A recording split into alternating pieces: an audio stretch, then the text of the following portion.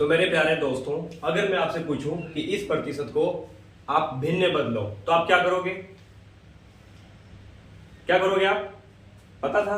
आप यही बोलोगे पता नहीं है। तो देखो करना क्या है, 20% को आप जब भिन्न बदलने के लिए, मतलब कोई प्रतिशत को यानी प्रतिशत हटाने के लिए क्या करते हैं, 100 से भागा देते हैं। जैसे यहाँ पे देखो 20 और प्रतिशत हटाने के लिए क्या करते हैं, 100 से भागा देते हैं। अब काटोगे तो कितना आएगा, 1/5।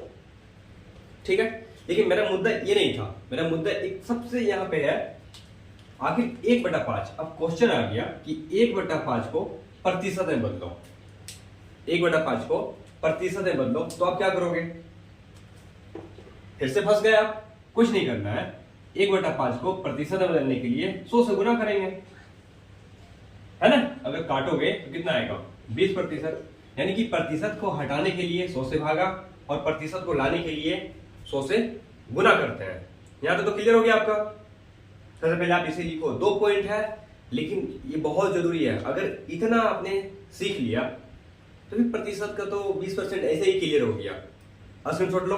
अब मैं जो आपको बताने जा रहा हूं उसे आप ध्यान से देखना। जैसे एक क्वेश्चन आ गया कि 1200 का 12% निकाले, तो आप क्या करोगे?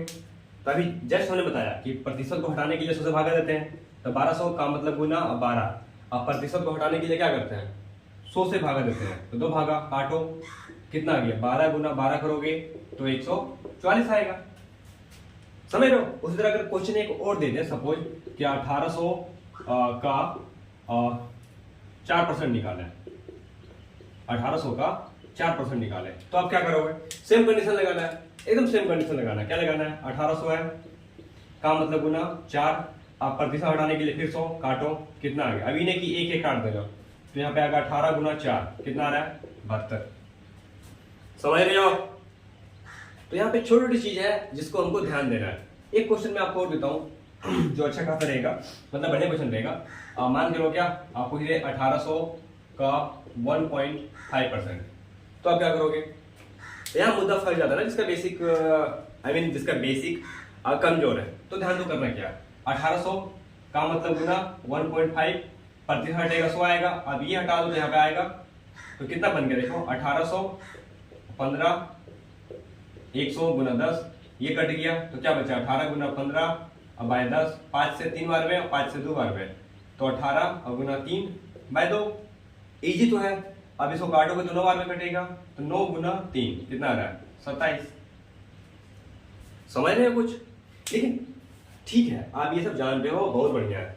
लेकिन अगर कोई क्वेश्चन आपको ऐसा दे, मान चलो कोई लड़का है चप्पू नाम का, उसका क्लास 10th में, किसमें, क्लास 10th में 342 नंबर आया है। कितना नंबर आया है? 342 नंबर है। ओवरऑल कितना में, 500 में। तो वो कितना परसेंट लाया है? अगर इस तरह क्वेश्चन दे दे तो आप क्या करोगे? तो सबसे पहले आपको करना क्या है, जो लाया है उसको ऊपर लिखेंगे, यानी छोटका और बटे बड़का और गुना में 100 करेंगे। काटो इसको, कट गया। अब आपको क्या करना है, इसका आंसर कैसे लिखेंगे? इसका जो दिख रहा है उसको डबल कर दो, 2 दूना 4, 4 दूना 8 और 3 दूना 6। ध्यान से डबल कर रहे हैं, तो 2 दूना 4, 4 दूना 8 और 3 दूना 6। अब यहाँ पे पॉइंट लगा देना है, यानी कि 68.4%। समझ रहे हो? तो इस वीडियो में मैं केवल आपको यही सिखा रहा था कि प्रतिशत को लाने के लिए हम 100 से गुना करते हैं, प्रतिशत को हटाने के लिए 100 से भागा देते हैं। क्लास 10th में किसका कितना नंबर आया है, 12th में बोर्ड एग्जाम में किसका कितना नंबर आया है, उसका परसेंटेज कैसे निकालते हैं, और कोई संख्या का परसेंटेज कैसे निकालते हैं, है ना। तो इस सब वीडियो को देखने के लिए मेरे चैनल पे आया करो आप आराम से और सीखा करो, ठीक है। यही मेरा टारगेट था आज, केवल बताना। छोटे छोटे वीडियो बनाते रहूंगा और आप सीखते रहो, ठीक है। मिलते हैं अगले वीडियो में।